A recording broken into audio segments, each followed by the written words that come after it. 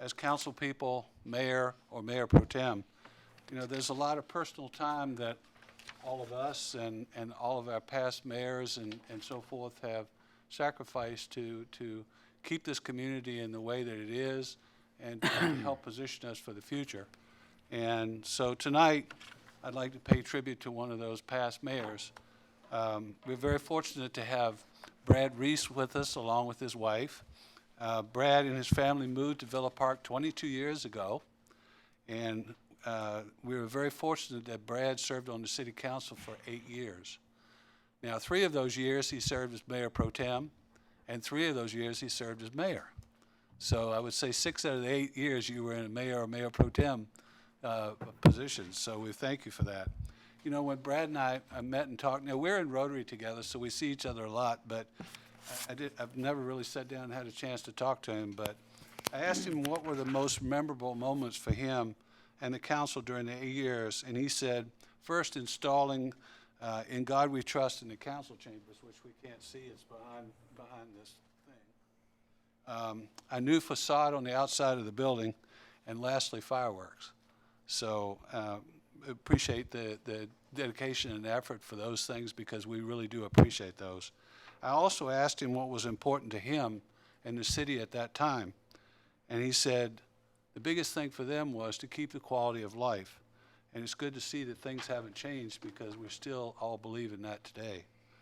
And lastly, I asked him what advice would he give me as mayor, current council, and also future council people that are coming up.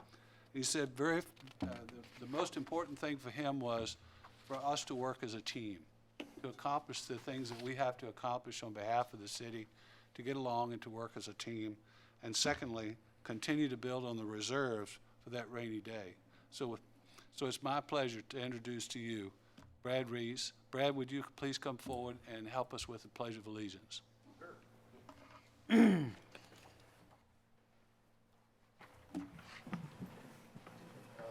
Please place your right hand over your heart, follow my lead. Ready, begin. I pledge allegiance to the flag of the United States of America and to the republic for which it stands, one nation under God, indivisible, with liberty and justice for all. Thank you. Brad, hang on just a second. I'd like to get a picture with the council. I didn't wear my Sunday clothes. That's okay. That's okay. We really thank you for your service. Thank you for all you did for Villa Park. I enjoyed it. It was very friendly. Wow, very nice. Thank you so much.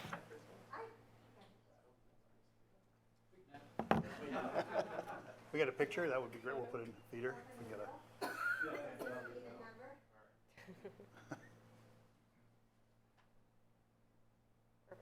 Got it. Cool.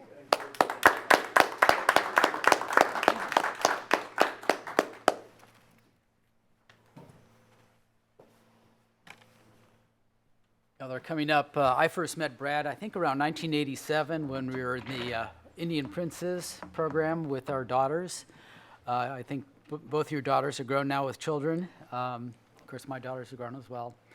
At the time, Brad was a captain in the volunteer fire department, and the highlight of that year was him taking us for a tour on the lam in the fire engine, and the girls loved that. But some years later, I was moved over to my new house over on, I guess 2002, over on Feather Hill, and been there for a few months. And it was out real early in the morning, and it was kind of foggy out. I was working on something in my driveway, and I see this couple walking up the street. I turned and said, "Brad, is that you?" Turned out he had lived right around the corner, and we've been there for since 2002 together. Anyway. Been a good time. Thank you again, Brad, for everything. I'd like to call on the city attorney to report any reportable actions from the closed session held earlier this evening. Yeah, thank you, Mayor. We did meet on the item of anticipated lit significant exposure pursuant to the government code. There is no reportable action. We also talked about moving that item to the front of the agenda, but I think everybody left, so If you want to go ahead, let's go ahead and just do we it. still want to do that. So that would take a motion to move it up to right now to take action. This particular item, which is item number 9 is 9. number 9. So moved. Second. So we have a move, we have a motion and a second. Are there any discussion at this point? If not, is there anything from the public? Well, vote. Okay, Vote. you ready to vote? Please cast your vote.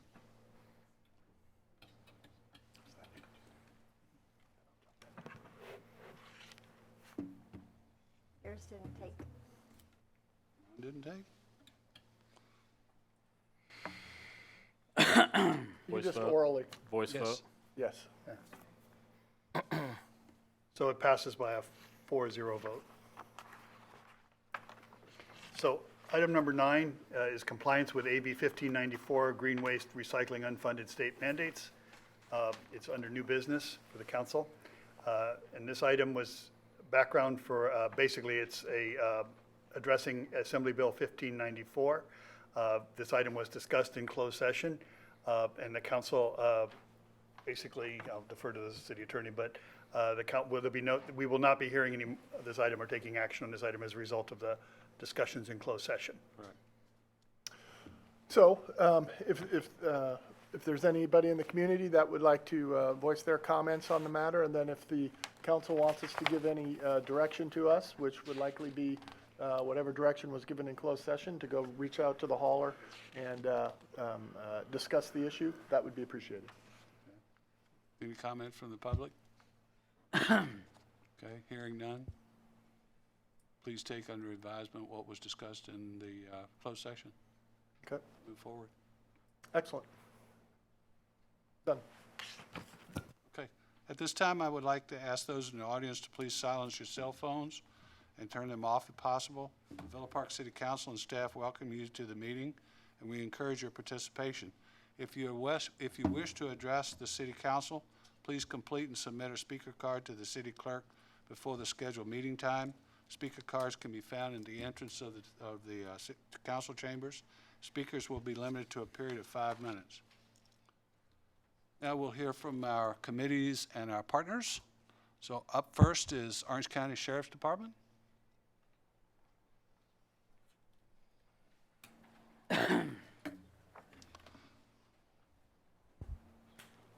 Lieutenant Ridge. Thank you, Mr. Mayor, Mayor Pro Tem, council members, city staff, and citizens of the lovely city of Villa Park. I am here tonight to announce, as I did last time, but I am recently promoted. I'm now Captain Pat Rich, and it is very bittersweet for me.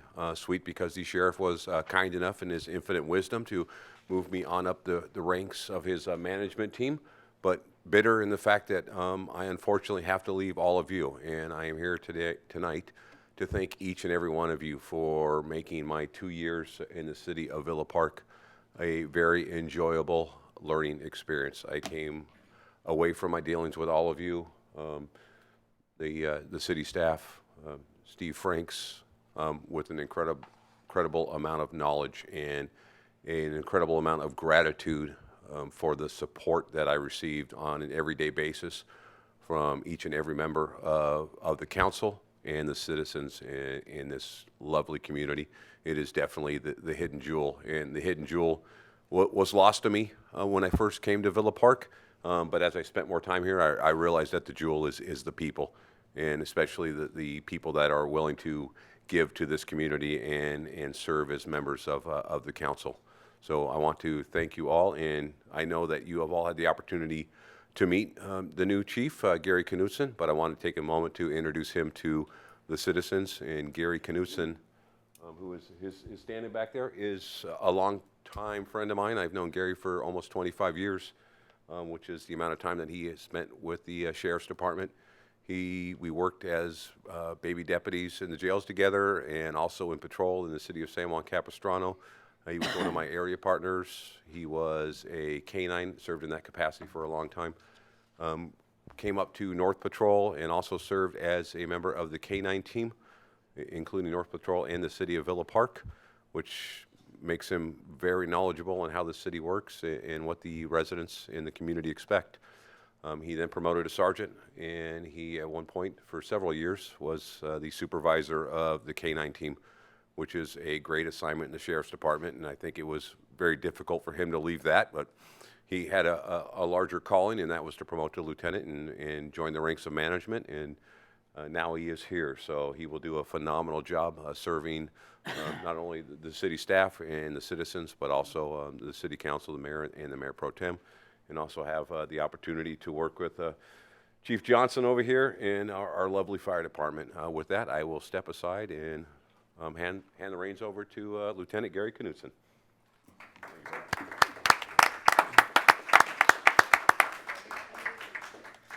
Thank you, Mr. Mayor, members of the City Council, city staff, residents, guests.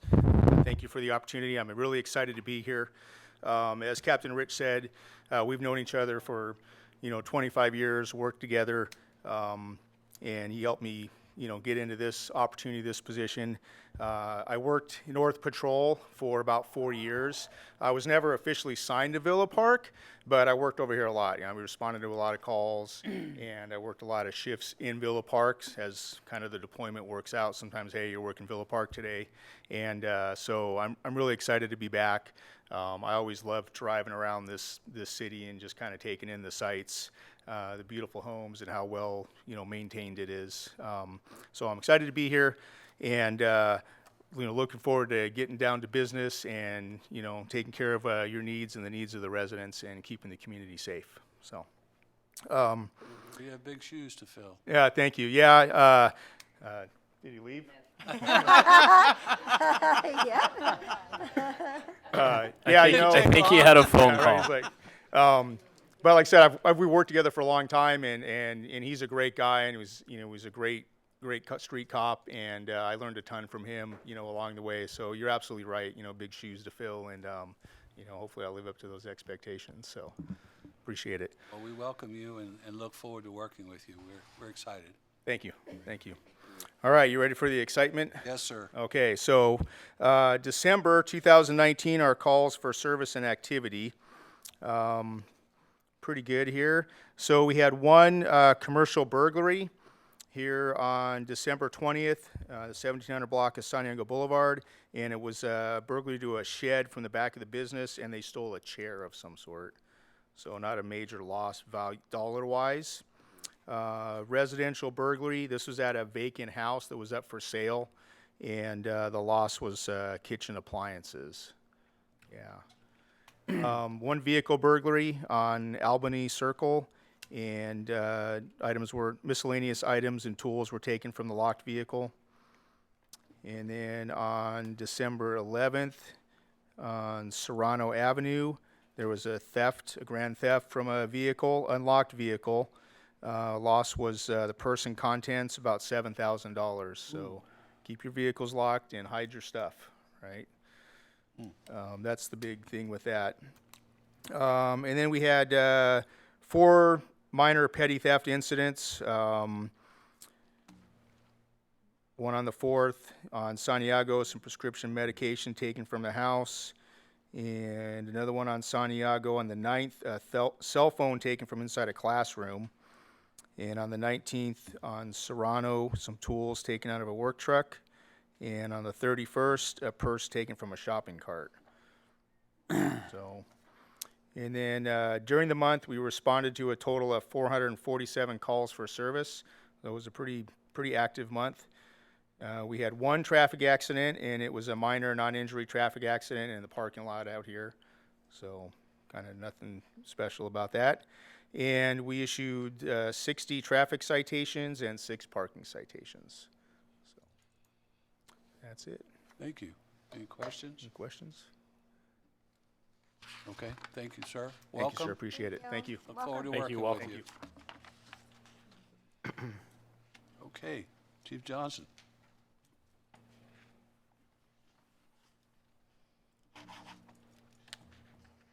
Good evening, Mr. Mayor, members of the council. It's been a while, and Happy New Year. Some stats for us here for Orange County Fire Authority from December 17th to today, almost today, the 27th. We had 48 total incidents within the city, and I'm happy to report no fires. All our basic medical calls and traffic collisions. This month, our focus is on smoke alarms. Those are our little silent firefighters that never go to sleep unless their batteries are dead. And with that, I suggest to and urge the residents of Villa Park to check those or change those batteries twice a year when we change our clocks, set them forward, set them back, and also test those smoke alarms once a month to make sure they are up and ready. The other thing too with smoke alarms, check the manufacturer's date on them. If they're 10 years old, get rid of them, buy new ones, and if there is no date on them, get rid of them immediately and buy new ones. And we also suggest mounting those in every living area and keep them at least 3 feet away from the stove area for those who may not have cooking prowess, and as well as bathrooms, because the steam will set those off. And with smoke alarms, 2/3 of all home deaths from fire are from lack of working smoke alarms. Having working smoke alarms in your house does cut the death count down by 50%. I can't tell you how many fires I'd been on that were in the middle of the night and the people had come out and said, yes, our smoke detector woke us up. That little $5 or $10 plastic and electric thing saved their lives, which is absolutely a priceless thing. Something you're going to notice here in the very near future with Fire Station 23 that serves Villa Park directly, it's getting a bit of a facelift of sorts. It's getting completely repainted and the paint scheme's getting changed just a little bit. So it's going to look a lot better here shortly. We've got the painting contractor set up, and the start date will be soon. It should be this quarter. So any questions? Chief, would you like to tell us about what's going on in your future? Because I'm sad, but I'm excited. Certainly. I guess it's an epidemic here between myself and now Captain Rich. I'm getting moved over to our Emergency Communications Center. I'm currently Division 4, which I have Villa Park here. Right now we are going through still the promotional process to fill behind me. There will be a little bit of time. I'm going to assume you'll see me here at the next 1 or 2 council meetings, as I'm sure it'll be a couple of months off, and I'll be doing the same thing as Captain Rich had done. I will bring in the next person here and introduce them, but I will definitely leave you in very good hands. So Thank you. for asking. You will be missed. It was a pleasure for me as the mayor to work with you. I'm sure I speak for my colleagues when I say you're very knowledgeable, you're very responsive, and you're extremely helpful. And the residents are so much better off to have you here, but we understand that there are other callings, and I'm sure your replacement they'll have some tough shoes to fill. We'll do admirably as well. So thank you. Well, thank you very much, sir, and it has definitely been a pleasure to serve Villa Park. It's a beautiful, beautiful community, and I'm glad it has some of our lowest call volume here, which means there's not a lot of tragedy going on, and I'm very happy about that. It's So, good to know. yeah, absolutely. Thank you Well, we again. thank you for all you did for us. We Very appreciate welcome, it. sir. Thank you. Thank you. Thank you. Okay, Villa Park Library, Shauna?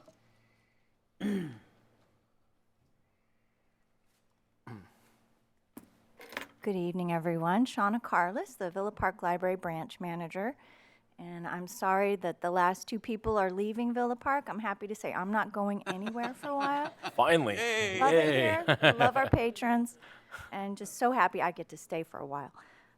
February is a very busy month for our library and our library system. I just want to tell you everything you're welcome to get involved with. We have things for all ages coming up. February 13th, we'll be making Valentine's with the children at 3 o'clock. We also have our story times all month on Mondays and Thursdays at 11 in the morning.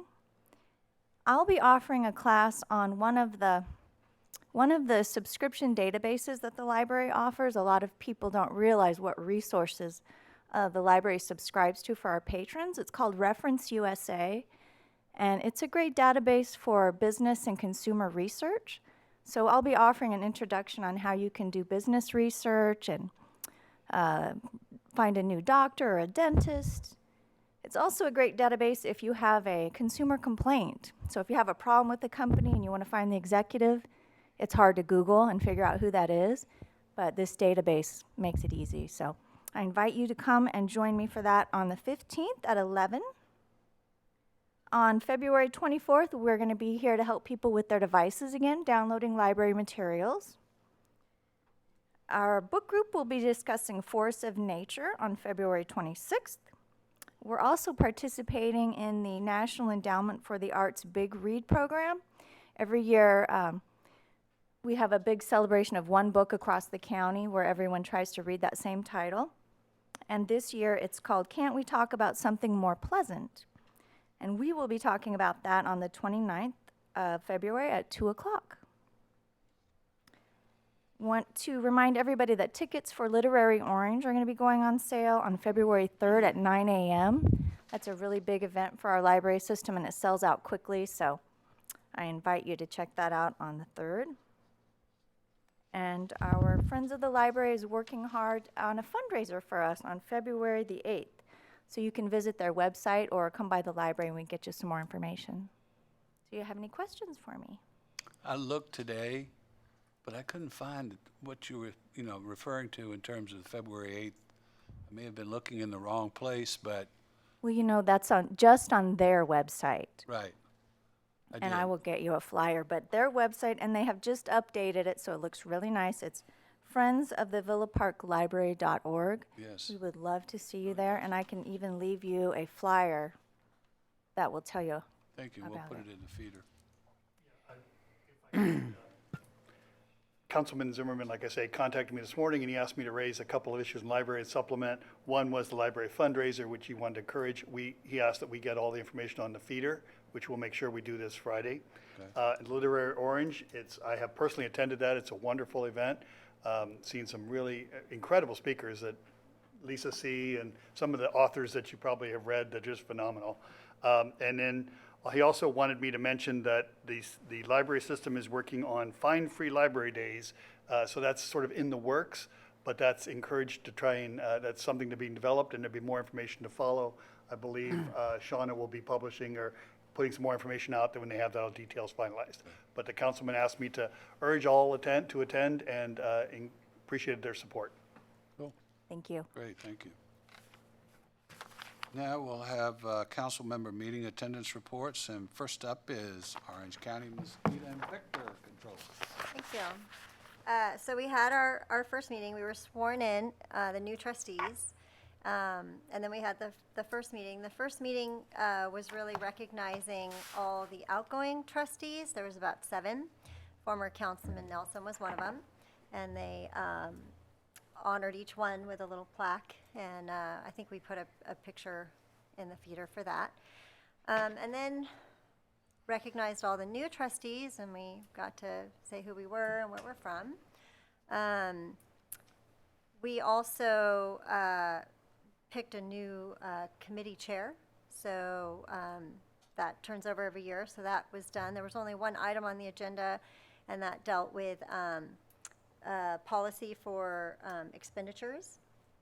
And then we all submitted our committee assignments, and former Councilman Nelson was on the Budget and Finance, and I attended one of those, and it's great, but I did request to be put on operations because I felt that operations was going to give us more leverage in working with the folks at Vector to be able to start really putting some pressure on them about our mosquito problem. We'll find out who gets what committee assignment at the next meeting, so I don't know if I have been awarded that position yet. But I did find out something about the Aedes mosquito that I did not know. And that is that the eggs can survive 2 to 3 years without water. So even though we're telling you to go around and empty all your standing water and check your standing water, one thing you may not realize is there could be eggs in that dry area of that old plant, pot, or on a cover that you're covering a barbecue or something. So for those people that are having a very hard time, they can't seem to find out why. And then if the egg is there and it rains a little bit or a sprinkler goes on, it doesn't take much for that dormant egg to be able to come to life, and then their life cycle is so rapid. So they had suggested that go around your yard, or you can contact me or contact Vector Control directly And they will come out and look for those kinds of things, not just standing water, but go take a rag and just start wiping all those empty pots and stuff. And that's something that I did in my own backyard. I didn't even realize that there were some areas that probably fit that description. That's it. Any questions? Okay. Orange County Sanitation District. Okay, there were 2 meetings of the Sanitation District Board since our last council meeting. The first one was on Wednesday, December 18th, and most of the agenda items were routine operations and maintenance items. One I'd like to highlight, just to give an example, is Westminster Boulevard force main replacement. A force main, most sewers operate by gravity and going down towards the treatment plant. But there are places where the grade is too flat, so they have to actually push the sewage under pressure. And we have a force main that goes from Seal Beach over to Westminster, down Westminster Boulevard, through the Seal Beach Naval Weapons Station.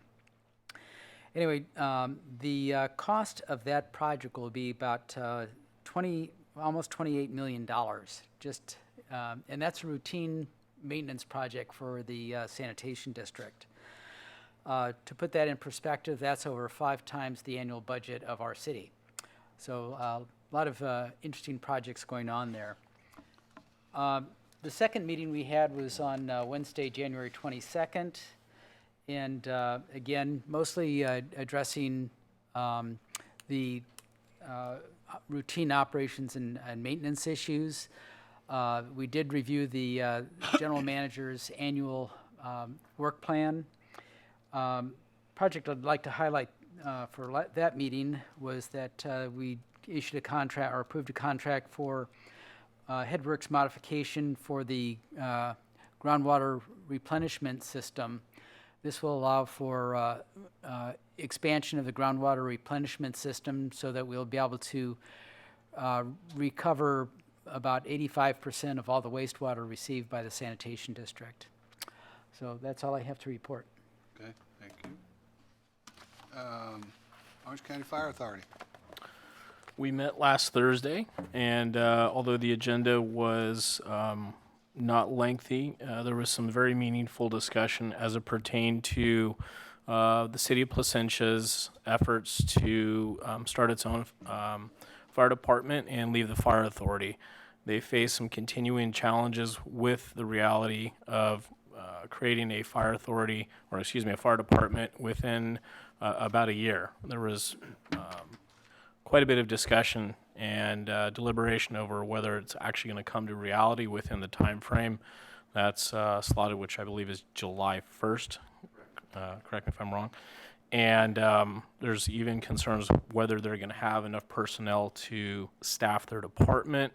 There's concerns that were issued by multiple different cities as to whether or not our own, the Orange County Fire Authority that we all belong to, that we all pay into, whether you're a cash contract or a structural fire fund city, will have our resources depleted because there are certain standards, not only within the county, but at the state and even the federal level, that require a certain number of firefighters to respond that have a specific training to a specific event.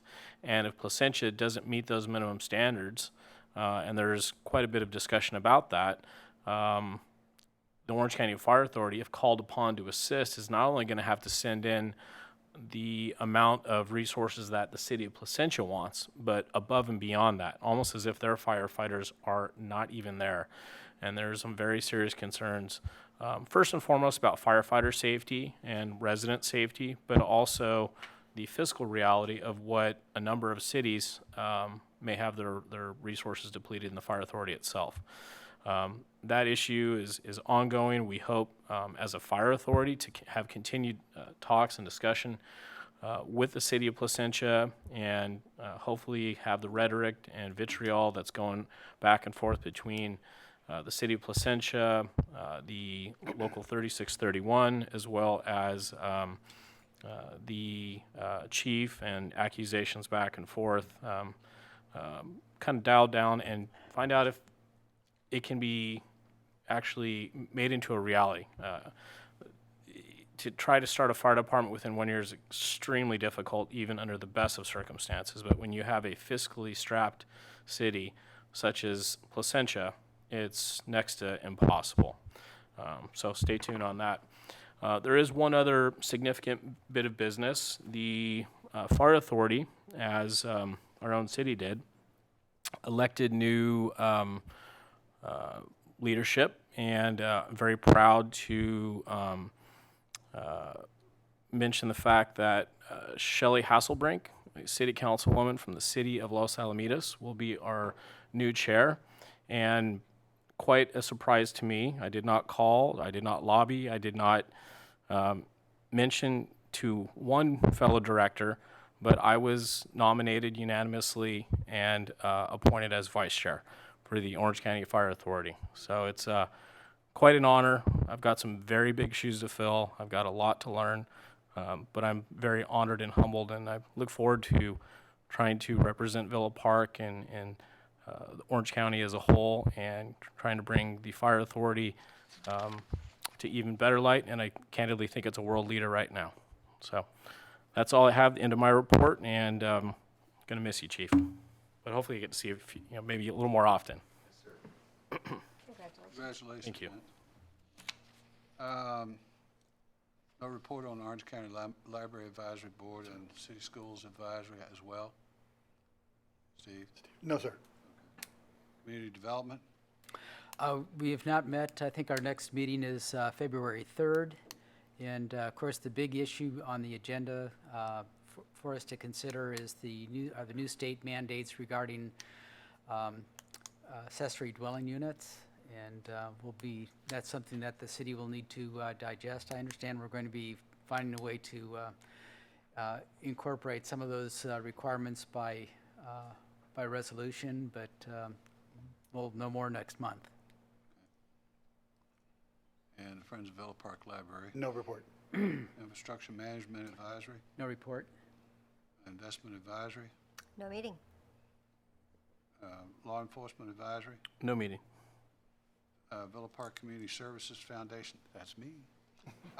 We do have some appointments on the agenda tonight as an agenda item. The new website is up and running. Encourage everyone to go out and take a look at that. I'm really, really excited about that. It's a huge change from the past, much more informative, and the team, Jill and a whole bunch of folks have really done an excellent job at bringing forth that new website, and we really appreciate that. The foundation is also planning an Easter egg hunt in April, so stay tuned for that. And the only other thing is, and we'll talk about this later, February 1st is the Spartan Pancake Breakfast. So it's this Saturday from 7 to 11. So come out and join us. It's for a great cause. At this time, members of the public may address the council on the, oops. One more. Oh, Bridges of Kramer. I'm sorry, I didn't see that on here. I'm sorry. See, I told you you'd have to do that. We met in December, and we actually had an opportunity to meet some residents from Bridges at Kramer, and there was a lot of discussion about the diet. So what they're being fed, we were given a sample menu. Several residents actually came. Some were very well spoken and very concerned and advocating for better nutrition. So a lot of the residents at Kramer, Bridges at Kramer, might have dietary restrictions, and the current menus don't really allow for that. So there are several cancer patients who have to watch their sodium. But so the residents came and requested that the menu choices be looked at a little more closely for those with medical dietary requirements. Requested more fresh vegetables, which everyone needs. And then another issue that was brought to the attention is a lot of these shelters, they have limited times, and it's not walk in, walk out. You have to check. There's certain times you can go, and then there's a shuttle that will take you someplace. And for Bridges at Kramer, there is the Embassy Suites had shown interest in partnering with maybe giving some of the residents employment, but the problem is they're not allowed to walk to work. They can't be out and about. They have to either be on the shuttle or at a designated spot to get the shuttle. So we left the meeting with hopefully working something out for those that are on like a good behavior or have shown exemplary, timeliness to be able to have that option as a job. So some of these people would have to get a shuttle. Let's say they had to start work at 10. They'd have to get on a shuttle at 6 that takes them the opposite direction to a bus that then takes them back the same location. And but that is part of the deal that I believe that Bridges at Kramer made with the residents in the city. So that kind of got left tabled, and I'm sure we will address it again at the next meeting. The outside food service? Yes. Nope, that's it. This time, members of the public may address the council on any off-agenda items within the subject matter jurisdiction of the council, provided that no action may be taken on off-agenda items unless authorized by law. Opportunities will be provided for public comment on each agenda item. Comments are limited to 5 minutes per person and 30 minutes for all comments. Steve, do we have any comments? Yes, we've received 3 blue slips. One of those is for item number 13, so we'll hold on that one. But we have 2 then for public comments. Is Bobby Mahler? Is that it? Mahler? Good evening. Good evening. Good evening. I'm Bobby Mahler, and I live at 9463 Henderson Way. Several weeks ago, I wrote Mayor Pitts regarding the use of fireworks in Villa Park. It was disappointing not to receive a reply, so I decided to visit with all of you this evening regarding the matter. As you must be aware, because I understand now that you get regular reports, a home entry on our street, Henderson Way, caught fire on the evening of this past July 4th. It was an accident that occurred in the backyard of a neighbor when legal fireworks, they were legal, but they were not properly snuffed out. Approximately, and correct me if I'm wrong, approximately 8 to 10 fire trucks were on our street, maybe up to a dozen at one time, I think I counted. Several police cars and an enormous utilities type of vehicle worked for hours on that site as all the neighbors up and down the street were out watching to see what was going to happen. And as we watched, of course, we were scared. Thanks to the fire authority, this fire was efficiently contained, and the damage did not spread to any other homes. This neighbor's home backs up to a brush-covered slope that drops onto a flood channel. I think that's what you would call it. If there was a news article in any of the local papers or any mention of it on a city website, warning people or teaching people how to put out fireworks appropriately, I never saw it. I don't even know if the residents of Villa Park are even aware that we had a fire of that magnitude due to fireworks. I am assuming, however, and now I know I don't have to assume, you were informed. Fortunately, there was not a scintilla of wind nor breeze that evening. Most of my 28 years living in Villa Park, it was not legal to sell or use fireworks, which made a heck of a lot of sense. We are blessed with large yards, an abundance of mature trees in various states of longevity, a lot of other greenery, as well as numerous pockets of dry brush. So it was very perplexing to me why the city council would develop a ballot initiative.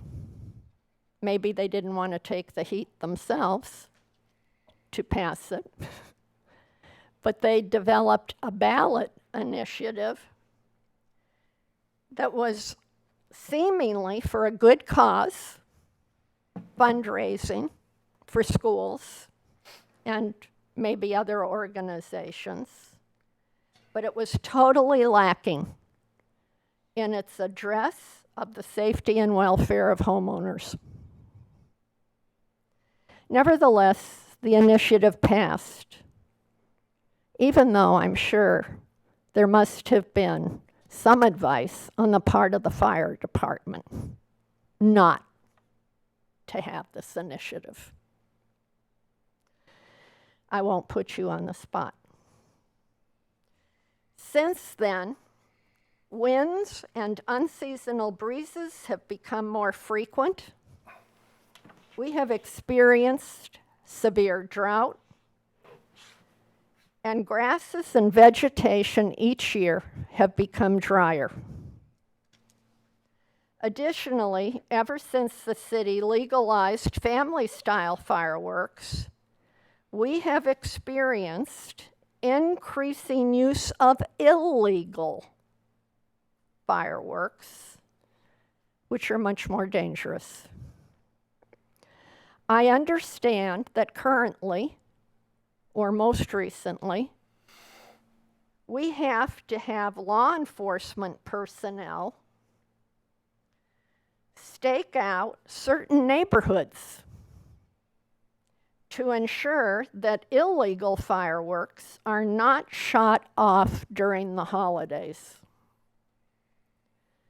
And I have noticed that some folk, not in my immediate vicinity, but all around, are now shooting off legal and illegal fireworks during Thanksgiving, as well as Christmas, New Year's, and the 4th of July.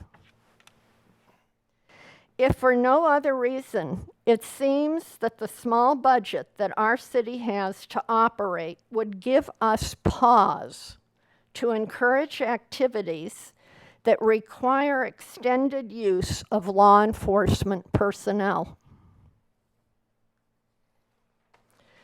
I am respectfully asking that this new city council work together to reconsider the use of fireworks in our city. As noted, I realize that residents voted on the matter, so I don't know if council members would have the desire or the political will to change what was previously approved. But I am requesting that this council at least mitigate possible danger by partnering with the school district and shopping center to provide safer places for families to shoot off their fireworks. Ma'am, I am a retired school superintendent. could we get to I'll the end? finish this paragraph. Thank you. I am a retired school superintendent of 3 districts in this county. I have personally worked with 15 cities during my tenures to establish joint use agreements, partnerships, and grants to enhance the safety, health, and welfare of our mutual communities, as well as to support fundraising activities. I am requesting that you examine the possibility of working with other organizations and having regulations of using fireworks only on hardscape, large public areas. Thank you, ma'am. Meanwhile, I am closing with a request that I get a response from each of you so that I know where you're coming from on this matter. I think that's my right and expectation as a taxpayer and citizen of this city. Thank you. Thank you.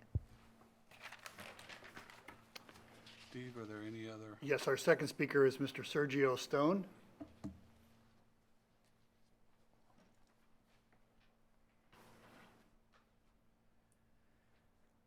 Mr. Mayor, members of the council, city manager and staff, Mr. Lawyer. I would like to request that you consider and possibly then enact a ban on the use of gas-powered lawn equipment in our city. These 2-stage engines use a mixture of oil and gasoline that produce large amounts of toxic fumes and gases, including CO2, CO, nitrous oxide, ozone, and benzene, a known carcinogen. We also have dust and what I consider an intolerable ear-piercing noise. Up to 1/3 of the fuel that this engine burns is actually not burned but expelled as a toxic aerosol.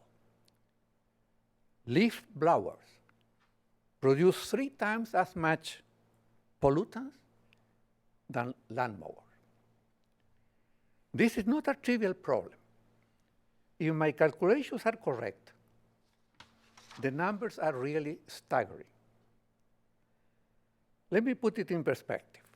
Our city has about 2,000 houses, and I would submit that most, if not all of them, use these engines at least once a week. If we allot 10 minutes per house, the numbers are really in the thousands of hours. This is important because according with the California Air Resources Board, running a lawnmower for 1 hour produces as much smoke forming pollution than a car driving from Los Angeles to Las Vegas. Also, a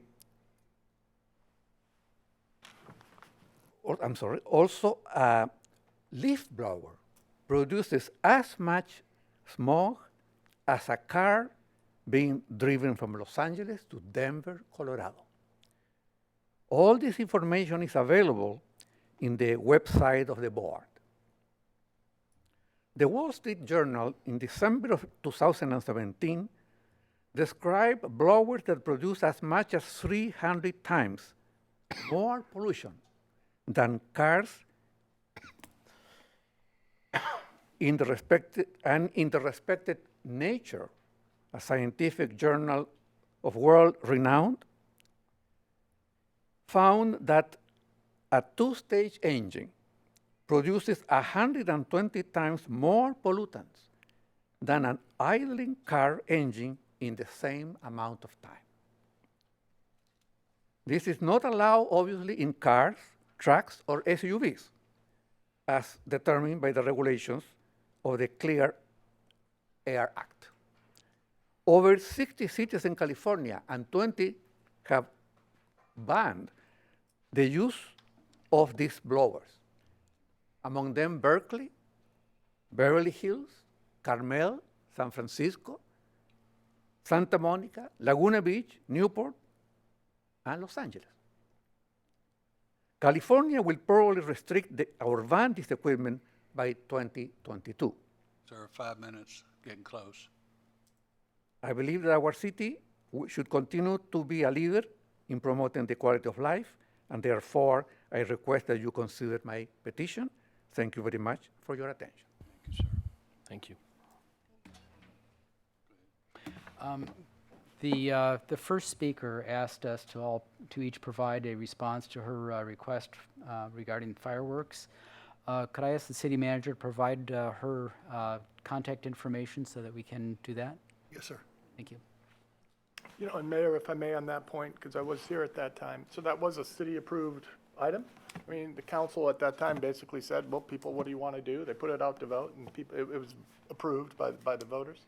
So the council can't undo it because the voters did it. The voters have to undo it. The city does have, city council does have authority to set various rules and regulations. That's, we wrote it that way to give the city that discretion, but that's the lay of the law, the lay of the land on that law. Say that 2 times fast. So, for your information. Clarification. You know, within the code, they have the ability for rules and reasonable rules and regulations, I think is what I put. Yeah. Okay, thank you. Yep. Anyone else, Steve? No, sir. Okay. Now we'll move into our agendized public hearings. Our first hearing is to review and waive the reading in full of all ordinances and resolutions on the agenda. I will now open the hearing. Staff, please give the staff report. This is the monthly agenda item designed to help make the city council meetings more efficient and move along quicker. We'd recommend approval. Okay. Any comments or questions? Is there anyone here that would like to speak on this matter? Okay. Cast our votes. I'll make a motion to approve that. I'll second. Thank you. Please vote. Passes by a 4-0 vote. Okay, public hearings. Our next hearing is consideration of ordinance 2020-618, amending Article 5-5 to include a definition for electronic smoking devices and adding Article 6-10 to the Villa Park Municipal Code regulating smoking pollution control. I will now open the hearing. Staff, will you give the staff report? Yes, sir. Just recently, we were contacted by the county health department who asked us to have placed on the agenda an update to the respective smoking ordinances and codes relative to include potentially e-cigarettes. We went back and we have basically, there are two items that are on the agenda. This would be the first reading of the ordinance to implement those. One is to update the definition in our existing municipal code related to prohibiting sale and display of narcotic and other paraphernalia to include electronic smoking devices to minors, 18 and under. Secondly, we would add, which we did not have, Article 610 to our municipal code to prohibit smoking within 20 feet of government building, including e-cigarettes, which is pursuant to the California Government Codes, Section 7597. So this is the first reading on both those. One would be prohibit sale of paraphernalia to minors, and 2 would be to officially limit smoking, including e-cigarettes, within 20 feet of government buildings. So this would be the first reading. The second reading would fall in our February meeting, if so approved by the council this evening. Okay. Council members, do you have any questions for the staff? How was 20 feet established? That's a state code. That's state code, okay. Yes, sir. It just follows state law. Does that include the library facility as well? The library is a Because that's government part of building, this? yes, sir. Yes, sir. So it'd be 20 feet surrounding basically this building and our public works building. Okay, anything else? Is there anyone here to speak at this hearing? If so, please come to the podium. If not, I'll bring it back. Is there anything else, council members? Okay. I'll now close the public hearing. Is there a motion on this matter? So moved. Second. Motion and a second. Please record your vote. That passes by a 4-0, so the second reading will be our February, is it the 24th? I don't know the exact date, but our regular meeting on the February. Okay. Now we will consider our consent calendar. All items on the consent calendar are considered routine and are usually enacted by one motion approving the recommended action list on the agenda. Any member of the city council, staff, or public may request an item be removed from the consent calendar for discussion or separate action. Council members, are there any items from 4 to 7 you would like to remove from the consent calendar? No. No. Okay.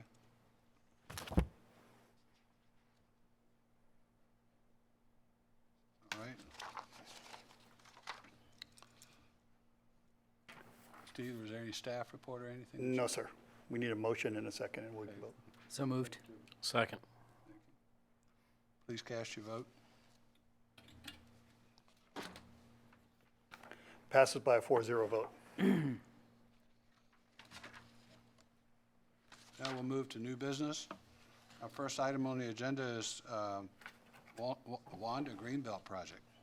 Staff, will you give a staff report? Yes, sir. So you'll recall back on August 27th, the city council authorized a survey be created and distributed relative to the project. I want to start by saying the survey was not intended to be a scientifically accurate measurement because it was the way it was constructed and proposed. It was simply intended to gather some input so that we could start moving in progress on developing one way or another, taking action.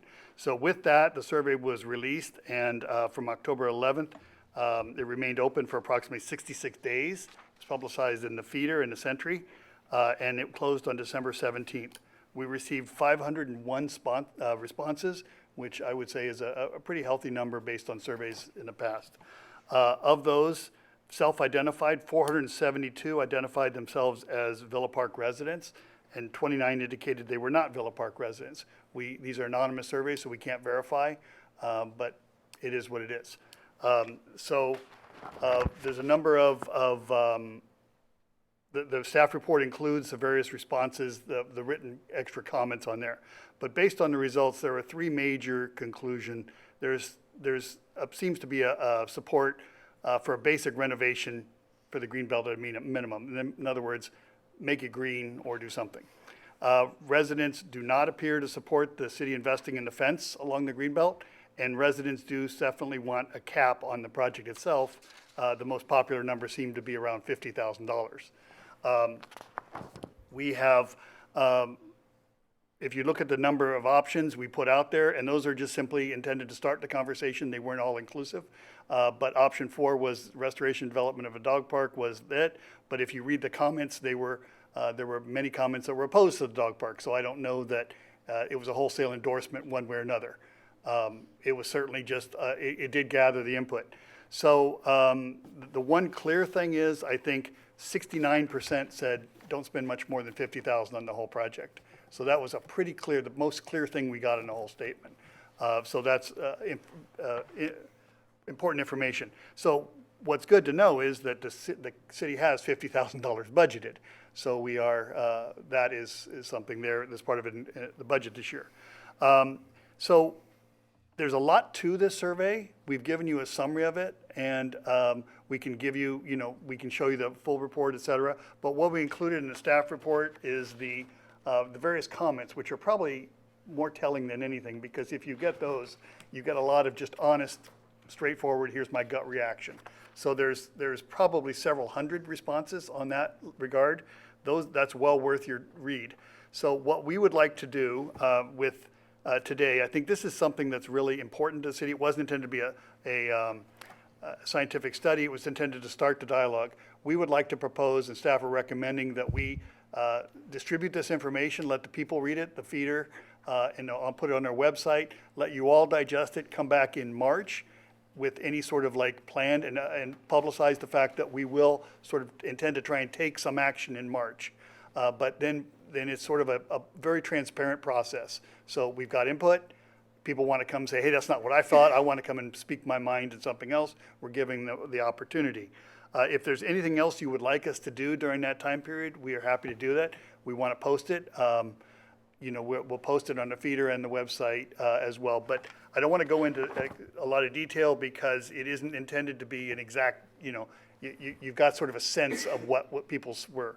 I would like to thank Maddie Kim, who's here today, our intern from Cal State Fullerton, who spent a lot of time pulling it together. We used SurveyMonkey. We used a very inexpensive approach to try and get the survey, which was our intent was just to get a feel for what's going on. So I would leave you with the thought that people would like something done. It's not real conclusive what that is, but they don't want it to cost a lot. And I think they also are leery of a lot of things that might draw attractions or extra traffic to the area. So that was another sort of gist I got. I spent a lot of time, and I would suggest that you all read those, and I would ask that, people who are interested in speaking, read the comments. It's intended to garner that thought. So this is more the recommendations that we're offering for you is just that we receive the report, that you receive the report, that you concur with and direct us to come back in March, on March 24th, and we publicize that, and if there's any other direction you want to give us at this time, we're happy to receive it. So there's no formal action beyond that requested at this time. Council members, any comments or questions for the staff? No. Yeah, this issue came up, about 4 years ago, and we had a public workshop here in the council chambers on a Saturday morning, and it was telling that most of the residents that back up to the Wanda Greenbelt were opposed to doing anything in their backyards. Their concern was that it might attract people to their backyards. They may also have concerns if we have a dog park and what the impact may be there. I'd like to request if we could just do a targeted survey of, I think it's 12 residents that back up, and get their feedback on, dog park or whatever, and any of their particular concerns, because it's going to most directly affect them and their property values and their peace at home, and see if there's something, if we do proceed on a project, how we can address their concerns.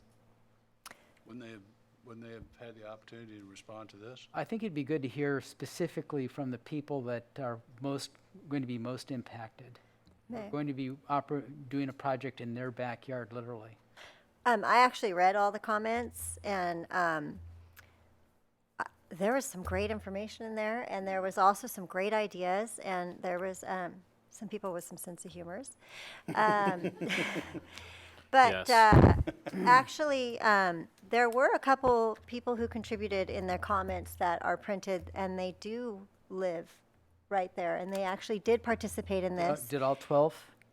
I don't know, because not everyone identified, but I think that Mr. Frank's suggestion of having, coming back in March, and then maybe notifying those particular individuals and saying, it would be a good time for you to come and voice your opinion, or if they're not happy or not willing to come and speak in front of everyone, they could at least submit a letter or something that it could be read. But I disagree that just because those 12 people live there, they should have more of an input. These comments, there's a lot of pride in our city, and by people who don't even live very close to it. And that the one thing I gathered, like, what Steve said, they wanted a cap. They see that as it representing what Villa Park stands for, and having that front area look beautiful or well manicured or pretty makes them feel like their city is a wonderful, wonderful representation of the ethics and values and character of everyone living here. So I'd like to make a motion that we do what Mr. Frank suggested and let people come in March and ask for people's more detailed input.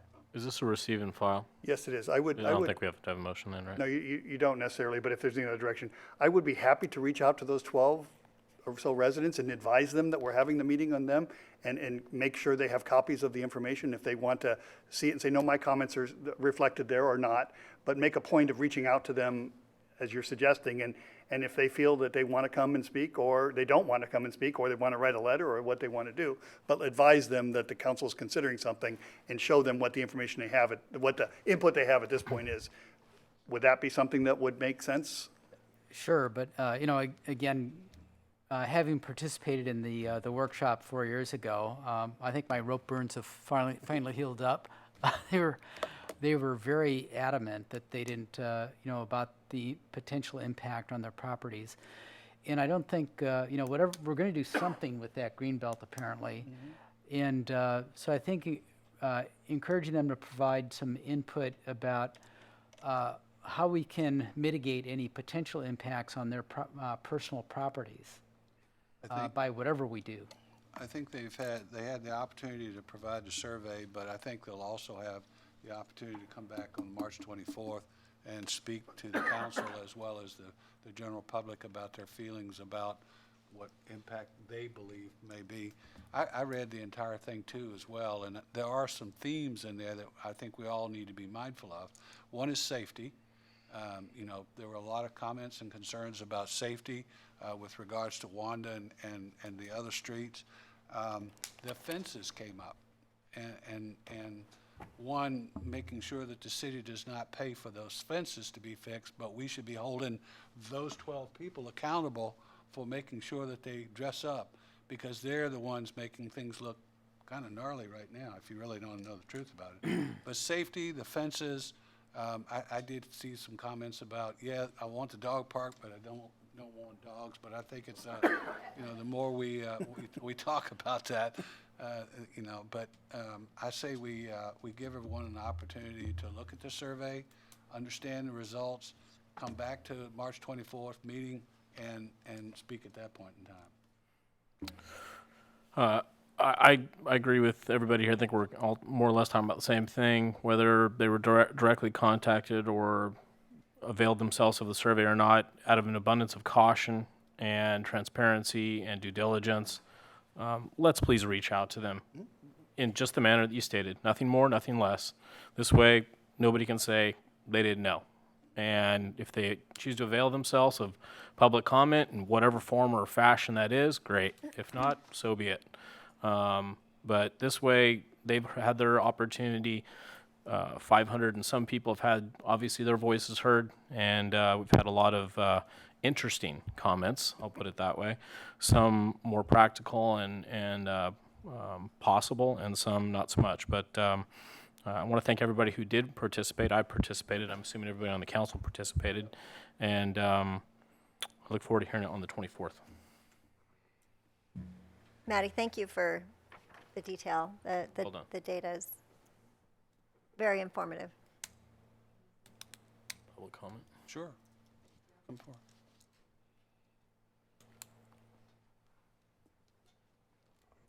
Donna Buxton, Dodson Way. If you do look at something that's structured that might attract people into that area, the other thing to consider is parking considerations, and that would impact a lot more than the 12 people right there too. So I just wanted to mention that. Thanks. Comment. That was one of the comments. Oh. That's what I'm saying. I think the opportunity for the public to see some of the comments, because there's a lot in there. There's a lot of subjects Yes. that, everything from artificial grass to fences to traffic safety to, everything there. So, and it's a concern about park benches, all sorts of, types of issues that if you read it, it's a very thoughtful, and I think it's a very wide, diverse response Do base. you have the direction? Yes, sir. Okay, all right. So we've already addressed item number 9 on the agenda. Yep. Yes, sir. Move on to number 10. Our next business item is the approval for the local legislative action policy. Staff, will you please give a report? Yeah, this is something that's been spawned over discussions over the last several councils, dating back prior to, and we're staffed because of resources getting everybody available. Basically, there was some concern in the past that the councilmen would potentially, councilmen, women, whatever, would use letterhead and potentially express support or opposition or concerns regarding specific state or federal legislation, and necessarily it appearing or having the appearance of reflecting council positions without the council necessarily voting on that.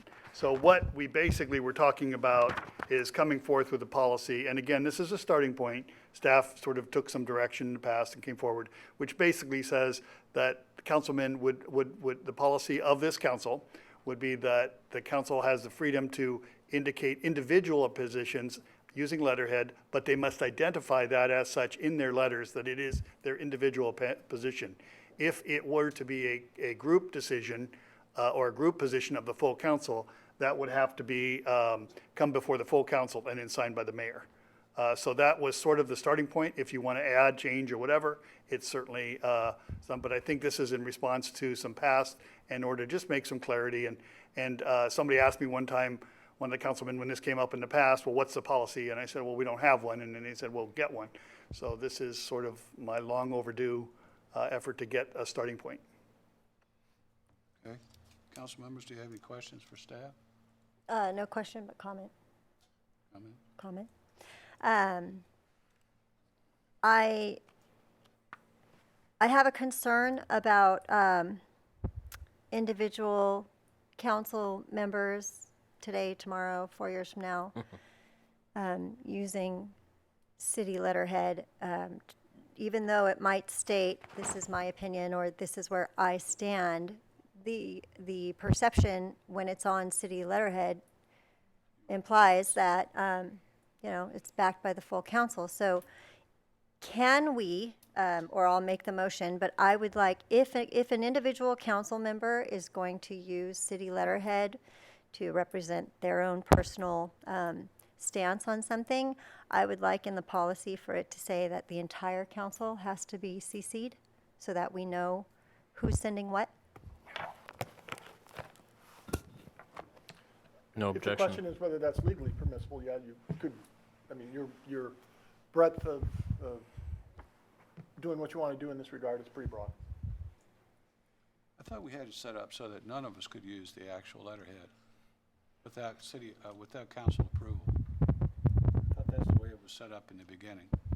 There has been no official policy that we've hands on, so this is the first, I went back and researched, and there has been practice of people doing it. Whether or not that's been a formal policy, we don't have anything of record. That I would prefer no one issue a letter with the city letterhead without city council approval. That would be my take on it. This is a council policy. Has anyone on this council done it? I'm not able to recall anything at this point. Mayor? I support your idea of, you know, without city council approval, that none of us should be issuing individual comment or positions on legislation. However, I'd like to have one exception. I know there have been times when, like, the sanitation district or other boards that we may represent would like a letter of support, like for grant application requests and so forth for projects that maybe with, you know, somehow that the mayor would have the authority to be able to issue one of those kind of motherhood and apple pie supports for, you know, a good project that common sense would suggest that the city would support. I have a little different take to that. I think that it's important that council members are given the opportunity to speak for themselves and on city letterhead, but at the same time, not, and if there needs to be a disclaimer or if there's just a CC of all council members, I think the courteous thing is always to at least let the mayor know, if not the entire council. I've discussed that at Steve, actually on a very recent issue involving Orange County School of Performing Arts, and we can get into that later. But I would appreciate the opportunity, and I know that other councils in the past have had that opportunity and have availed themselves of that opportunity. And as long as you're not portraying as the entire council, I think it's a valuable way to participate, not just within the city of Villa Park, but as the county and even the region. My 2 cents. The only challenge I would say that we all could run into potentially is the perception or the interpretation of the letter when it's received, whether it's is that the posture of the city? Is that the city saying we stand behind this, we do this, we offer this. We individually don't have the authority to commit something on behalf of the entire council without council approval. So you kind of walk a fine line, in my opinion, when you write something on you're almost saying the city recommends this, or whatever language you might be using for whatever given moment. So I'm struggling with it a little bit, simply because I understand where you're coming from, and I know how you've wanted to or have used it in the past, but I just think as a letter of caution, I think we all ought to reconsider how we use this and how we use letterhead. Me personally, I can write an email and give my personal opinion about something, but I won't do it on city letterhead. Well, I think that was part of the policy, is that you have to address and say, this is my, Councilwoman Miles' opinion, not the opinion of the full council. And as long as that is stated in there in the front, I get there are probably times when it might be appropriate, or you want to show support, but that's also why I think it's important to, you used a better terminology, as a courtesy to notify everyone. I think it's just, it's mandatory that if you're going to send something out personally on city letterhead, you CC city manager and the rest of the, If you look on this last paragraph, it does indicate the suggested draft would be that members may send letters, but they must clearly indicate in the body of the correspondence that they are not representing the full city council with the communication. It's a responsibility then of the city manager to ensure copies of all such independent correspondence is forwarded to all members of the city council. That's how it was worded. Again, I agree with you, and I'll be really candid. Some of this adoption of a policy will be a protection to staff, because sometimes we're going to get requests, and I want to be able to say, well, no, the council told me this is a policy, and I have to, it's easiest here. So I just some clarity, so it is useful for our purposes. So some statement, and you can listen to all of you now, and you hear sort of like, well, they didn't really say that was the policy, so let's go do this, or that. So I'd kind of like some clarity. To interpretation, Yeah. how I want to use that interpretation. Yes, sir. So do we have any public comments? Anyone want to weigh in on this from the public? Okay, any further comments from the council? Do we have a motion on this? I so move the staff recommendation and the procedure listed here. Is there a second? I'll second. Okay. can I pause? And I read it, but I want to make sure, so that you would, if it's approved, you would CC, or you would send the copy to everybody? Yeah, that's clearly Correct. stated in the last sentence of Correct. the draft. Okay, thank you. Please cast your vote. Passes by a 3-1 vote with Mayor Pitts voting no.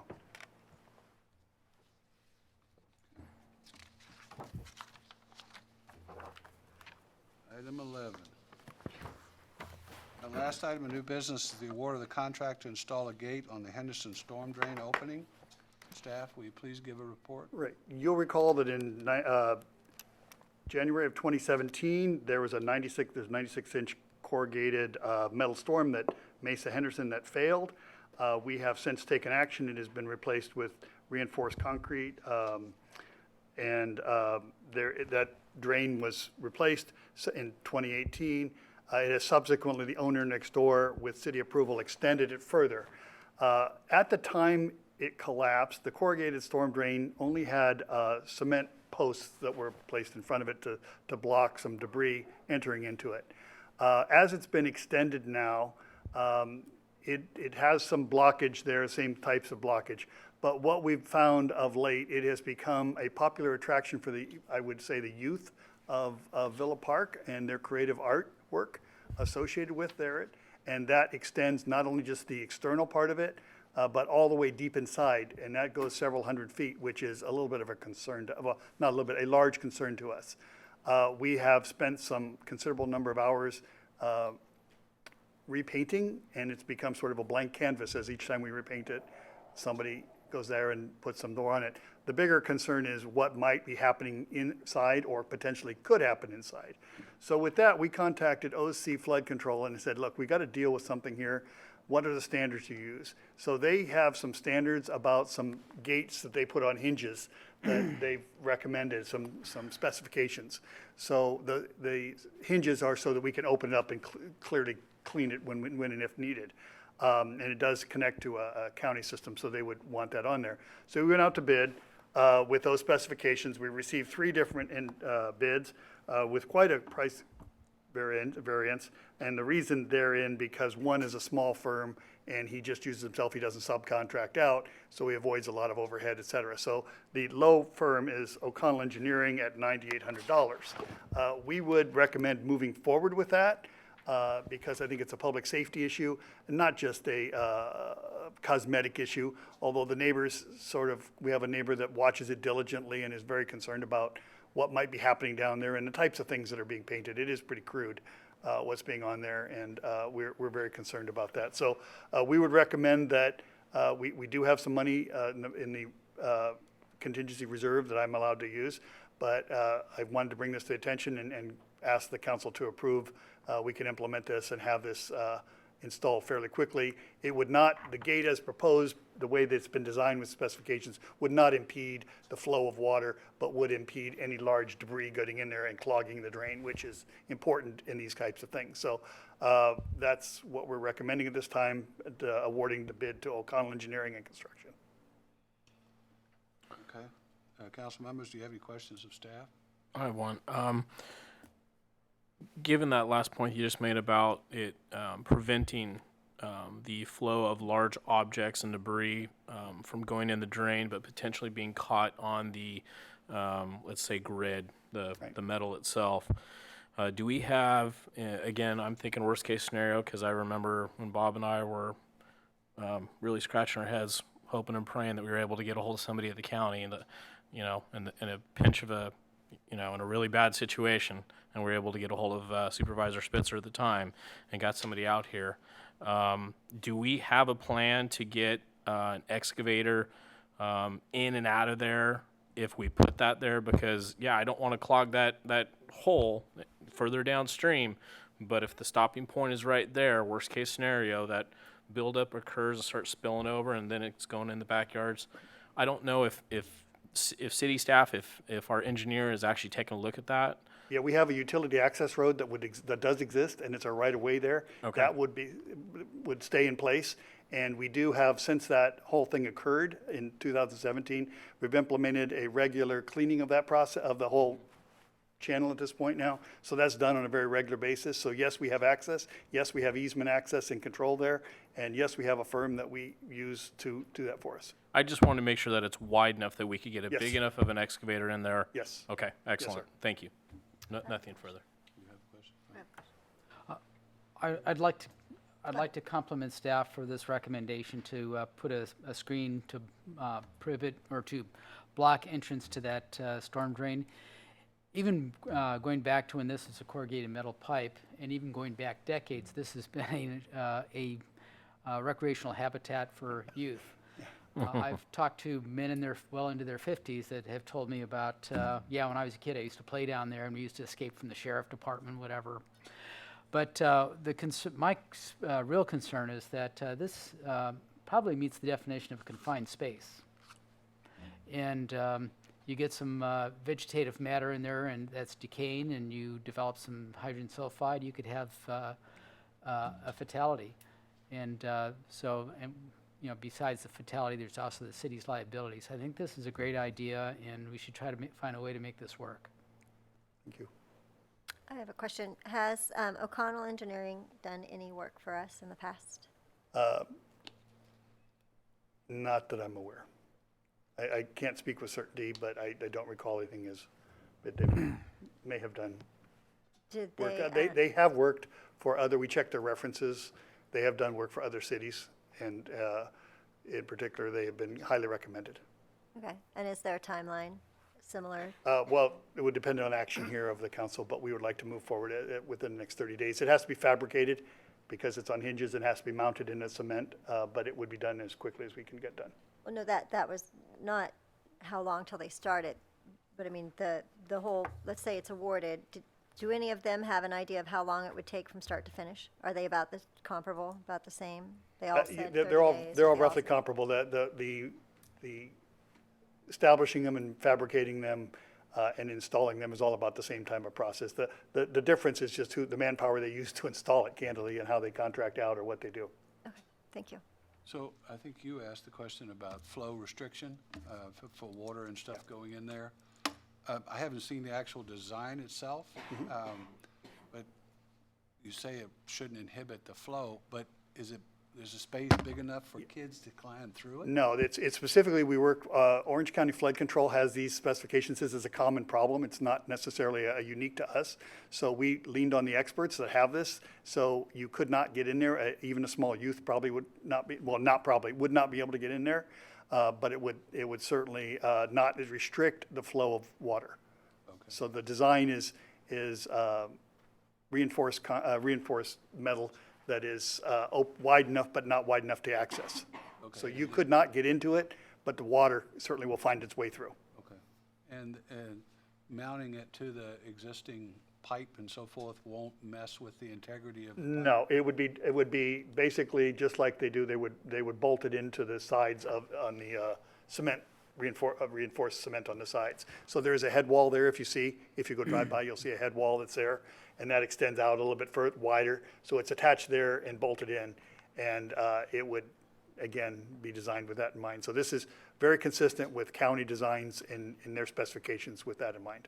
And is there any recourse for the contractor if there is damage to the retaining wall? Yes, or the whatever? damages would be borne by the contractor, yes. Okay, all right, Should there be structural damages, yes. okay. Any other comments, questions? Is there anyone from the public that would like to address this item? Not? Do I have a motion? So moved. Second.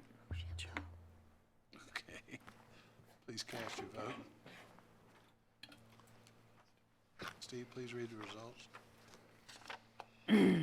Okay, that passes by a 4-0 vote. Now we will discuss the city manager report. Steve, you want to give your report? Okay, that's the monthly, report. We are moving through a number of projects. You'll see we're again trying to move through a number of, completing a number forward. I'm available to answer any questions, and I'll just leave it at that then. Any comments or questions for Steve? I just had one comment. Kim asked me about the specification yesterday for the Yes. for all the Yes. technology for here. Yes. I'm available to answer any questions. I hope I answered her questions because some of the IT folks were questioning the products that we spec for it. Right. That is, Kim had done, I was able to answer some of her questions because there's stuff that I had been working on. So we've answered it. Thank you very much. I think that is actually out to bid at this point. Okay, good. Okay. All righty. All right. So next comes item number 13. Now we'll discuss the reconfiguration appointment of 2020 City Council committee assignments. Steve, I'm almost inclined to postpone this till the next month's meeting. It's your prerogative. This is the annual mayor's appointment of council appointees to respective councils. I understand there's some concerns from some of the people. I have to say I took a considerable amount of time to review the committee assignments and look at, several factors. One being the time that our city staff is devoting to this. It's over 200, to some of the committees, there are over 200 hours of time spent by our city staff to perform, things like attend the meetings, do agendas, do meeting minutes, publish the minutes, publish the staff reports, and so forth and so on. So I tried to make this as balanced as possible for all who are involved. If you'll notice on there, some of them, we're taking some of the actual committees and changing them to ad hoc committees. It's not to say that we don't continue having committee meetings if you want, if the leadership of the existing committees want to have the meetings and do it in an ad hoc format and bring forth any considerations to the council. it's no problem. But I'm concerned about the amount of staff time that we dedicate, and especially the amount of time after hours that Steve and his staff are spending on it. So I understand there's some concerns about some of the appointments that I've put forth, and I know that Chad is not here tonight to speak for himself because he did request some of the positions that he has been put on there. So if you all don't have a problem, I'd like to postpone it until next month so we can have a chat about it. Okay, two things real quickly, there are two people that would like to speak today. It's up to you if you want to hold their comments till later or allow them to speak. Force them to come back, so if they want to speak. Okay, and then secondly, if you don't take action because some of these committees continue to meet, I would just ask that there's a motion to maintain the current assignments until this decision is made, so that we still have representation on those committees, because those were 2019 appointments, so they would remain intact until such time the council takes future action. Okay. So we would need a motion after that, after we have the two public speakers speak, if that's acceptable. Okay, so we have public speakers? Yes. We'll call them, Donna Buxton? because I don't want to make them come back if they don't have to or want to. Oh, I don't mind coming back. It's been a long time since we've seen you. I know. I've missed Hi. you guys. Everything has just been going great, and you all look great, and I hope you're all healthy and doing well. It's good to see you all. So, I appreciate having the opportunity to voice my opinion on this, since you are going to give it some more consideration. My concern is about specifically the sanitation district. The position is one of three, the others being Vector Control and Fire Authority, that I consider to be critical to the health and welfare of the Villa Park residents and also the county at large. Councilman Collicott has served on the sanitation district for 3 years. During this time, he's risen to leadership positions and currently chairs two committees, the Operations Committee and the Steering Committee. During this time, he's made numerous contributions. He's used his expertise and background to help educate board members as items are being presented in board meetings. He's established an ad hoc administration building committee, and he's championed initiatives that have reduced schedule, potentially saving over $1 million to the district. This is, I translate that to savings for the ratepayers. Today I took the liberty to speak with Dave Shaver, the current chair of the sanitation district.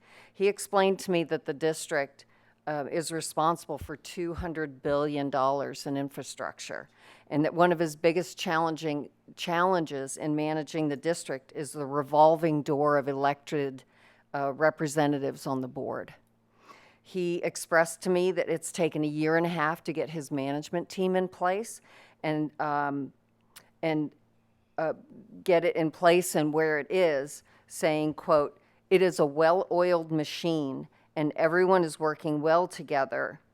I would hate to lose Bob. He is a fiscal conservative and has been a watchdog for the ratepayer," end quote. He then went on to tell me about major initiatives in which Bob is very involved, the initiative to increase water treatment volume, as well as the development of new headquarters and labs. Without Bob, the district would be left with a void. Before our conversation ended, Mr. Shaver expressed to me that Councilman Collicott could easily be vice chair in the coming year. Villa Park has not had this kind of representation since 1973 with Councilman Wynn. Not only does Councilman Collicott have the desire to make an impact for the sanitation district, he also has the time since he is retired. He is not simply representing Villa Park by attending meetings. He is actively involved in driving initiatives. Mayor Pitts, I read your background document justifying your thinking and your decisions about the committee assignments. I appreciate the desire to want to cross-train and make sure that there's a knowledge that is shared across the council. In this event, this specific instance, I propose that there might be other means to consider in sharing knowledge and cross-training. And in the meantime, take advantage of the tremendous expertise brought forward and represented with Councilman Collicott's involvement on the sanitation district. Councilwoman Miles is assigned to vector control, taking care of her expertise in the sciences. Councilman Rossini has been assigned to fire authority, taking advantage of his background in public service. Why would you not take advantage of the tremendous knowledge and background that Councilman Collicott has to offer in this case? Why would you cause a detriment to the sanitation district by removing someone who's proven to be so invaluable? I'd like to ask the council to balance the benefits of cross-training against the major loss of Bob being stopped in his current efforts at the sanitation district on our behalf and on behalf of the county. I propose that Councilman Zimmerman attend sanitation districts as the committee alternate with Councilman Collicott for the purpose of learning about the district and coming up to speed. Please let Councilman Collicott continue to serve as director of the sanitation district where he is already making a huge impact. Thank you for your time. Thank you. Thank you, Donna. Thank you. We also have Mr. Bill Underwood, who's I will also say he's the chair of our Investment Advisory Committee. Is that correct? That is correct, unless it changed earlier tonight. Hey, Bill. Good evening, sir. Mayor Pitts and city council members, I'll be brief. I'm Bill Underwood, Villa Park resident, 40 years, and chair of the Villa Park Investment Advisory Committee. I stand before you to applaud the fresh thinking of the committee structures to be responsive and adapted to your council and to our citizens' needs. It's good to change, is invigorating, and we try to keep that going on the Investment Advisory Committee. I want to address 2 points, very minor. Read the timing of the Investment Advisory Committee quarterly meetings. Let me first set the context, so you should know this anyway, in terms of transparency. And when we have our meeting, which is going to be in February this year, due to some January issues, we're going to propose three initiatives to for 2020, which is tough because it's we only have 4 meetings a year. We hold them strictly to 1 hour, so that's 4 hours devoted to in meeting time, and then we have some subcommittees. The 3 initiatives are, for your awareness, one, we have an obligation to come back to you every 2 years and show you the investment policy statement to catch new members and rest and go through that and revise it, and it's your statement. You make changes and approve that. That's one initiative, and it's had a lot of changes over the last 5 years. Our initiative will be to streamline that because it used to be, when I first joined 8 or 9 years ago, it was about 3 pages, and then we went and got research from others, and then it looks like Anaheim's, it's a big thing with a small budget versus the biggest city in Orange County. So we're going to try to streamline that to make it easier to go through. And we have a great editor to do that. We have a economics professor of 40 years at Chapman who's loves to streamline things. So we'll see if she can get to do that. 2, we're going to do the pension pre-funding PARS trust. We had some conversations on that last year. We want to get you guys more involved in that, and after the fiscal year end, after those results, show you where we are and get PARS in here, and we'll talk about have we selected the right strategy at this point, and that's an issue that should be driven by the council. 3, we have a new treasurer with a lot of new ideas, a serial entrepreneur type of guy, and he's got a new investment performance report, which I think is going to be super to give a management top-down view of our performance on their investments. We also have cash positions and kind of things that we've had from years from the old treasurer, so we'll do that. Those are 3. That's fairly ambitious for a volunteer committee of fairly busy execs. Luckily, a couple of us are retired, so we end up giving a little more time into it. But we have an issue that when we meet in January, some of the members don't want to come because they said they haven't been approved for the next year. They certainly all don't want to sign up for the work that next year that say, how about you take that one, you hold that subcommittee, you get on that, until they've actually been confirmed in here. So that's been an issue. Regret it for a couple of reasons. We had a little delay in our January agenda and meeting and couldn't get that done in time, which is another issue we have with the January meetings, that we're a volunteer committee, and between staff and volunteers and get it all ready to get going in January and make the Brown Act of getting it agenda out in advance, it sometimes slips. So that did this year, and we meet in February. So this time, once they've been, did we confirm earlier in the night? Yes. The members? So this will be good. We'll meet in February, and then no excuses, you're on it, 2020. Everybody signs up for a subcommittee and gets the work done. We set some dates and we'll move on. And then by April, we're productive because they have their assignments. What it is now, we met in January before this meeting. They wouldn't have signed up. Then we wait till April to get going, unless I violate Brown Act and talk to them in between meetings to get them assigned.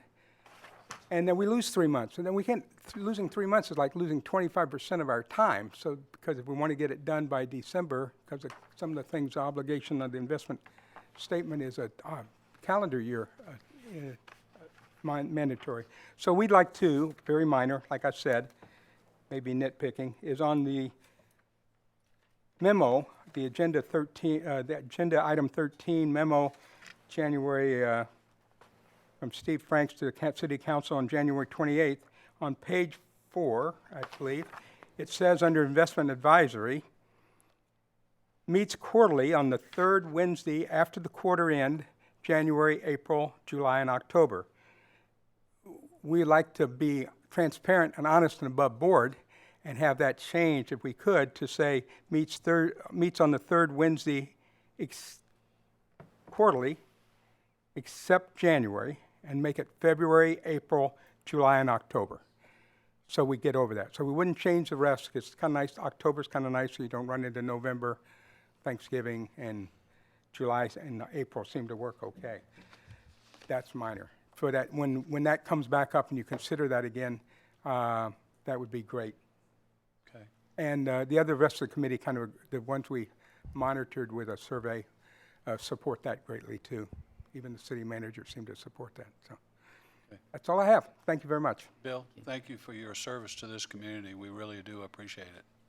Yeah, I look back on the committee. Of course, as you know, the committee was formed in '95 in Orange County bankruptcy, which was painful to many cities because many cities were invested in the Orange County investment program and they lost their money or had to do fancy things to do it. And we didn't have a whole lot in it, and we stayed in it and have stayed in it since, as well as with the state. And we've assured that the state cannot touch our money.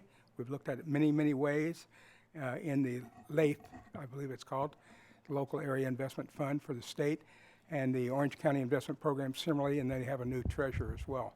So, and it's being run with the great utmost comment. But as Rich Presley used to talk about when he was alive, that came up from '95. I think Bob Futeau was actually on the grand jury as that happened. They were extended from 12 to 18 months. And we formed an investment advisory committee to say, hey, we got finance people scattered in this city who are willing to volunteer. Why don't we use them? Sometimes the council has it, sometimes they don't. But let's devote a little time to that to make sure we're conservative. And we are conservative, and we get a pretty good yield. But we do, number one is protect that money for the state citizens. That's all I have. Thank you. Okay, thank you. Thank you, Bill. Thank you. So if you were not going to take action tonight and would defer, then I would just need a motion to maintain the current appointments until such time the council takes action. So moved. We continue with the committees until next month, and we'll move the agenda item until next month. Second. Should we add the part about changing it from January to February now? No, I think we addressed the whole Okay. at that point. Please cast your vote. Passes by a 4-0 vote, so it'll be on the February agenda. Okay. Now's the time to hear from individual council member information items, starting with Mayor Pro Tem Miles. Thank you. I kind of want to revisit, it was Bobby Mahler, the fireworks resident who talked about the fireworks, and it got me thinking, maybe there are other people out there that just want to add some input or have some positive or negative things to say about what Dr. Mahler had mentioned. So I would just like to offer that if anyone feels the same, doesn't feel the same, I'd love to hear about it. So want to open up, I would love to receive an email from anyone who might have some input about it. You know, the nice thing about public comment is you can come and talk, but other residents may not know what they're coming to talk about. So if that sparked an interest for anyone, please email me and tell me your thoughts. And I hope to hear from people. And this is not to start anything, but open up a discussion.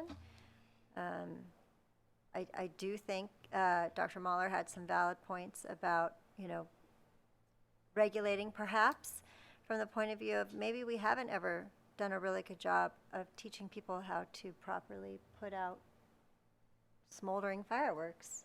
It's common sense. I knew how to do it when I was a kid, but maybe we haven't. And maybe we do have a responsibility to teach people. Fireworks awareness program. To teach people how to properly light off, ignite, Drowned them. you know, snuff them, drown them. I always had the bucket of water. Yep. Hair pulled back, closed-toed shoes. Yeah, we did the whole 9 yards. So just want to offer to residents, would love to hear some input from them. Dialogue's a good thing. Pardon? Dialogue's a good thing. Dialogue's a great thing. And then State of the City, we had talked about moving it from February, and I think we're looking at March 22nd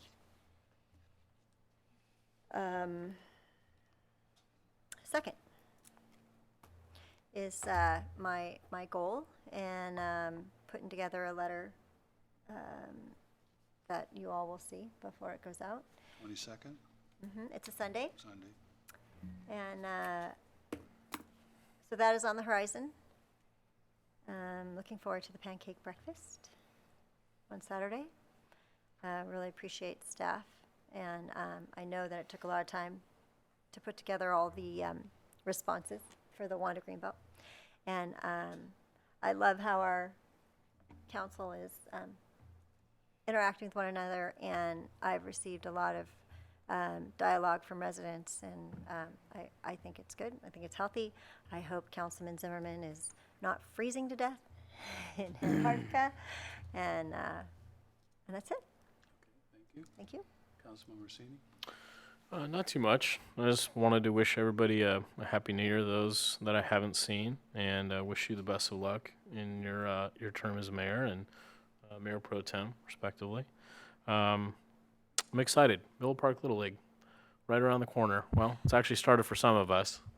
It's a big part of many young men and young ladies' lives, and fathers and moms and aunts and uncles and grandparents and volunteers. A heck of a lot of really committed volunteers. So that's it.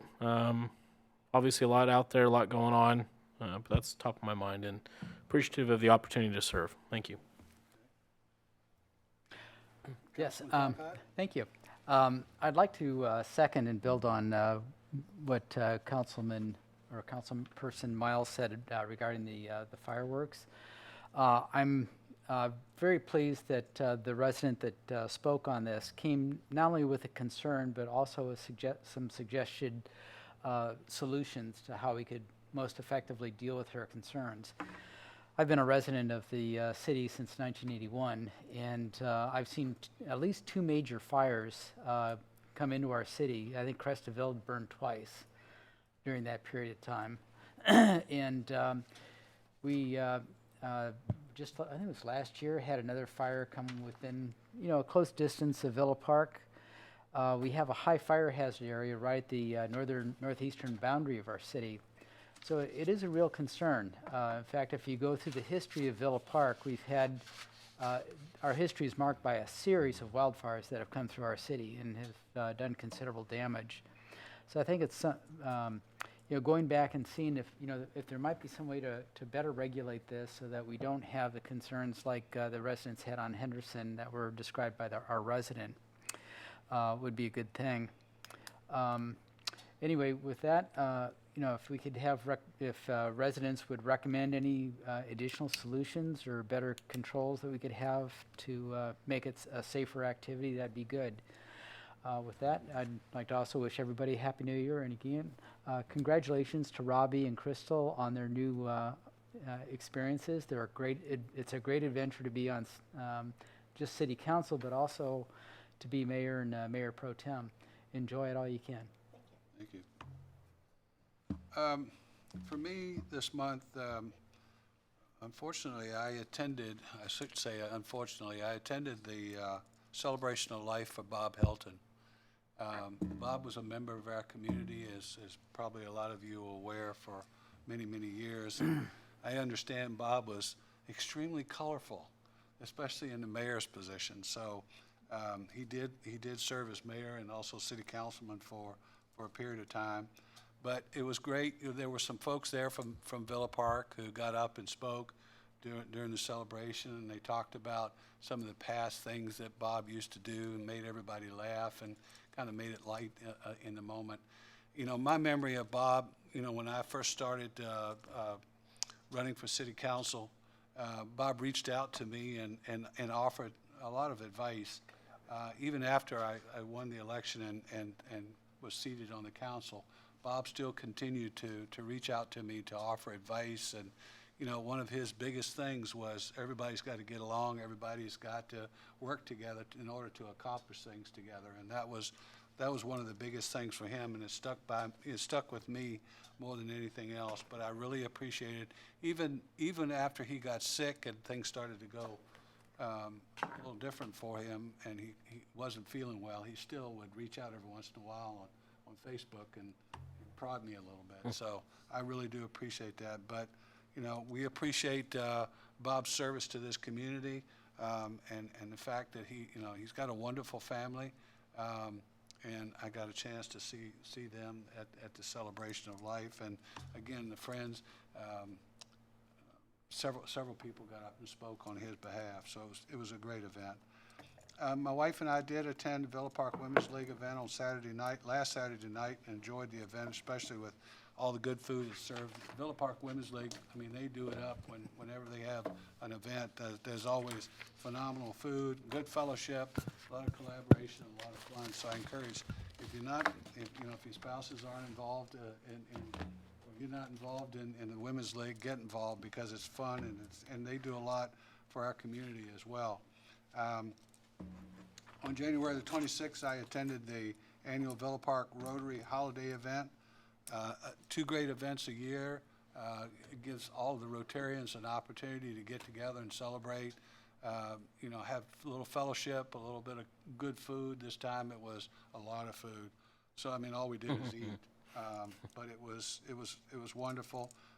But right now they are looking for new members, and would encourage anybody that has the time can come out and have breakfast with us one Thursday morning at 7 o'clock and get an idea and a feel for how Rotarians serve the community, and get involved as much as you possibly can would be greatly appreciated. And then this Saturday, February the 1st, from 7 to 11 is the Villa Park Spartan Pancake Breakfast, and I will be flipping pancakes from 6 o'clock on. So look forward to seeing everybody there. Okay. So if there's nothing else, we'll adjourn the meeting till the next regular city council meeting on February 25th at 6:30 p.m. Thank you for participating. Thank you for coming, and have a safe and good evening. One down. One down.